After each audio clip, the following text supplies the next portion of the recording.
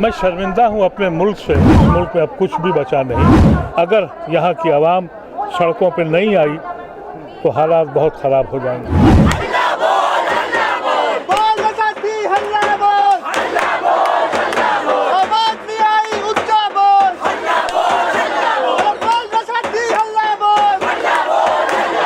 अगर सड़क से आवाज़ नहीं उठी तो कोई इंस्टीट्यूशन बचे ही नहीं है।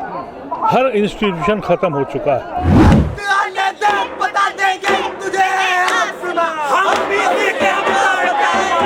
ये मुल्क जहाँ खड़ा है अब इसका वापसी का अंजाम बहुत बुरा होने वाला है। ये संस्कार है कि तुम औरतों के साथ इस तरह की हरकत करो, और वो भी जो प्रेग्नेंट हो। मुझे दुख है कि आज 75 साल के बाद भी जालिम अपने हाथ फैलाए हुए है और मजलूम को कोई सुनने वाला नहीं। आज सड़कों पर उठ रही है हक की आवाज़, और ये हक की आवाज़ है बिल्किस बानो के हक की आवाज़। क्योंकि आपको मालूम है बिल्किस बानो ने 20 साल तक एक लड़ाई लड़ी जो इंसाफ के बहुत करीब जा चुकी थी, लेकिन एक बार फिर से उनको नाउम्मीदी मिली और मायूसी मिली। इस मौके पर हमारे साथ बातचीत करने के लिए पूर्व सांसद मोहम्मद अदीब इस वक्त मौजूद हैं। अदीब साहब, कैसे देखते हैं इस पूरे मामले को, बिल्किस बानो के, और जिस तरह से उन दोषियों का स्वागत हुआ उस पर क्या कहें? मैं शर्मिंदा हूँ अपने मुल्क से। मुझे दुख है कि आज 75 साल के बाद भी जालिम अपने हाथ फैलाए हुए है और मजलूम को कोई सुनने वाला नहीं। ऐसी शक्ल में एक ऐसी बेबस औरत, उसको उसके जालिमों को छोड़ा जाता है और उसका इस्तकबाल होता है।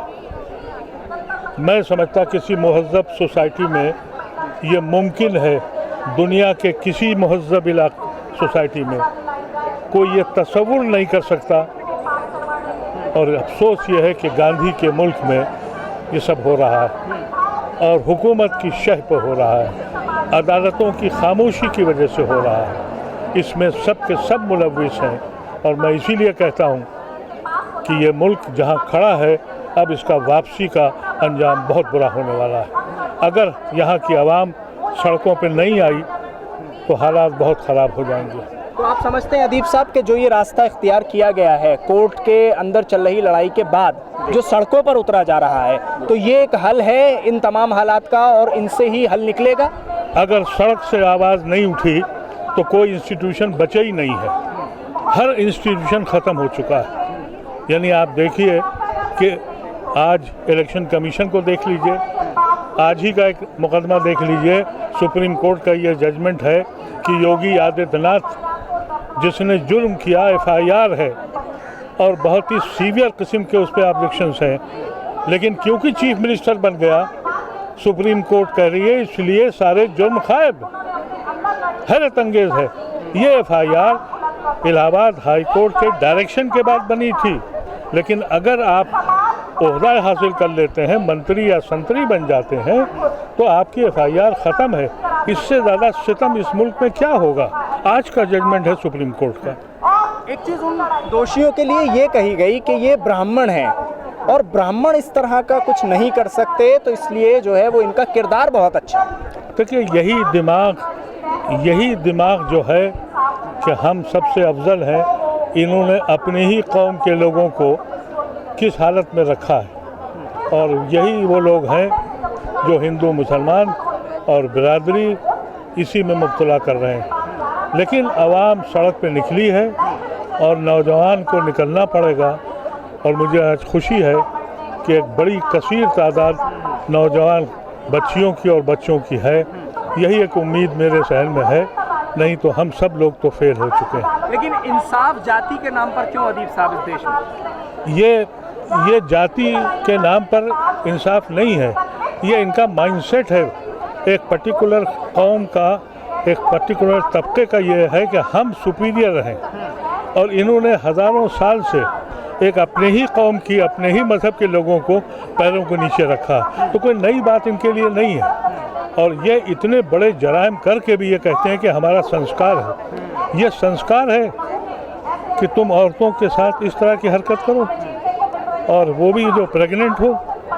मैं समझता हूँ इससे ज़्यादा शर्मनाक बात दुनिया के किसी गोशे में नहीं होती जो हिंदुस्तान में हो रही है। तो आप ये कह रहे हैं कि एक रास्ता है और वो है सड़क का रास्ता, और आज ये सिविल सोसाइटी जो यहाँ नज़र आ रही है यही इंसाफ की लड़ाई को मजबूती से लड़ सकती है। और नौजवान, तो क्या आप चाहते हैं कि ये आगे बढ़े? सिवाय सिविल सोसाइटी के कोई और शोबा रह ही नहीं गया जो हमको बचा सके। यही एक उम्मीद की किरण है, नहीं तो इस मुल्क में अब कुछ भी बचा नहीं। और मैं समझता हूँ सोशल मीडिया जो आप लोग काम कर रहे हैं और ये सिविल सोसाइटी यही इनकलाब लाएगी और इन जालिमों को सज़ा देगी। शुक्रिया आदिब साहब बातचीत करने के लिए। हमारे साथ पूर्व सांसद मोहम्मद अदीब इस वक्त मौजूद थे। उन्होंने दो बातें बहुत साफ कर दी हैं यहाँ पर। पहली तो ये है कि संस्कार जो बताए जा रहे हैं कि वो ब्राह्मण थे, उनके संस्कार बहुत अच्छे थे। तो पहली चीज़ तो ये है कि क्या देश में जाति के नाम पर अब इंसाफ मिलेगा? क्या अदालतें ये देखकर फैसले करेंगी कि कौन मुसलमान है, कौन हिंदू है, कौन ब्राह्मण है, कौन सुन्नी है, कौन शिया है? और दूसरी बात, आज जो तबका जंतर मंतर पर आपको नज़र आ रहा है, ये तबका जब तक सड़क पर उतरेगा नहीं और इनके साथ नौजवान इनके हाथ में हाथ मिलाकर आगे बढ़ेगा नहीं, तब तक इंसाफ की लड़ाई मजबूती से नहीं लड़ी जा सकती।